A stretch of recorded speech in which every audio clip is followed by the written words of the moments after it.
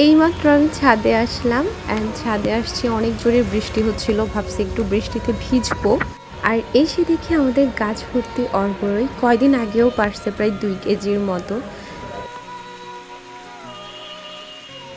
দেখেন এই অর্বরইগুলো কত পাকা।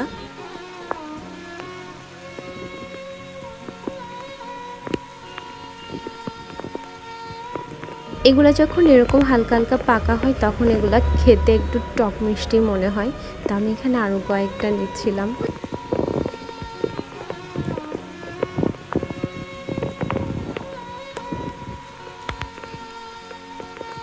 তো এই যেগুলো আমি এখন ঠিক করছি লবণ দিয়ে খাবো, আগে একটু নিচে নামিয়ে নেই।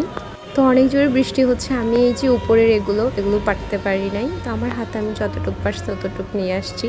তো বাসা থেকে লবণ নিয়ে আসছি অ্যান্ড এগুলা খেতে এত ভালো লাগতেছিল, একটা টক মিষ্টি ছিল যেহেতু অনেকটাই পেকে গেছে।